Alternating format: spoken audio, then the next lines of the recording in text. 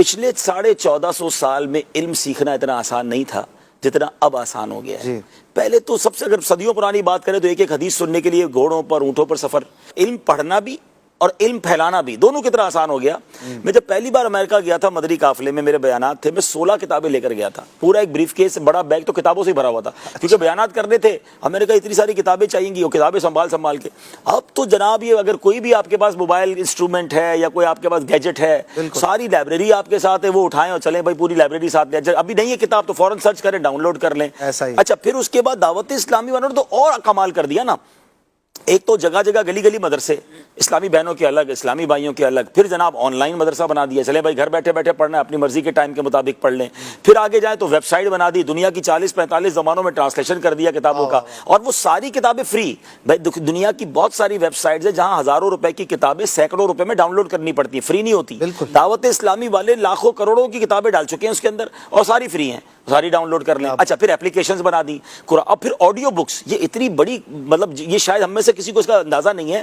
جو نابینا لوگ ہیں نا ہمیں ملتے ہیں، وہ بتاتے ہیں کہ یہ آڈیو کتابیں، آڈیو تفسیر ہمارے لیے کتنی بڑی نعمت ہے. ہم کہاں سے کتابیں پڑھتے ہیں. اچھا جو ٹریول کرتے ہیں لمبا ان کے لیے اس کے علاوہ بھی دیکھیں پاکستان میں تو اب بھی کئی لوگ اردو پڑھ لیتے ہیں. ہمارا ہندوستان اور یہ جو بنگلہ دیش کے لوگ ہیں نا، یہ اردو نہیں پڑھ سکتے لیکن اردو سمجھ لیتے ہیں، تو ان کے لیے آڈیو بک بہت بڑی نعمت ہے، یہ سن کے پورا سمجھ لیتے ہیں، تو یہ فائدہ. اچھا کئی لوگ، جیسے آپ نے ٹریولنگ کی بات کی، میں ایک بار غالباً آسٹریلیا گیا تھا، مجھے ایک صاحب ملے، وہ کہتے ہیں میں رات کو ساری رات جو ہے میں ایک جگہ بیٹھا رہتا ہوں، چوکیدار ہوں، میرا کوئی کام نہیں ہے، میں کسی بھی دفتر کے باہر میری ڈیوٹی ہے، میں باہر ساری رات صرف بیٹھنا ہوتا ہے. تو اب میں ہیڈ فون لگا کے بہت ساری چیزیں سن لیتا ہوں، سیکھ لیتا ہوں. تو اس طرح بہت سارے لوگ اس سے استفادہ حاصل کر رہے ہیں، اس سے فائدہ اٹھا رہے ہیں. تو سمجھنا یہ کہ پھر بھی جو فائدہ نہیں اٹھا رہا، یعنی اتنا علم سیکھنا آسان، on line available, audio book available, جناب مطلب کہتے ہیں گھول کے دوائی تیار ہے، پی تو لیں کم از کم. اگر وہ بھی ہم نہیں سیکھ رہے، پھر بھی ہماری نمازیں کے بارے میں فرائض نہیں پتا، پھر بھی ہمیں قرآن صحیح پڑھنا نہیں آتا، پھر بھی ہم نے تفسیر نہیں پڑھی ہے، تو ہم کتنی بڑی محرومی میں ہیں. ہم اس دور میں ہیں جو دور غالباً سب سے زیادہ آسان ہے علم دین سیکھنے کا.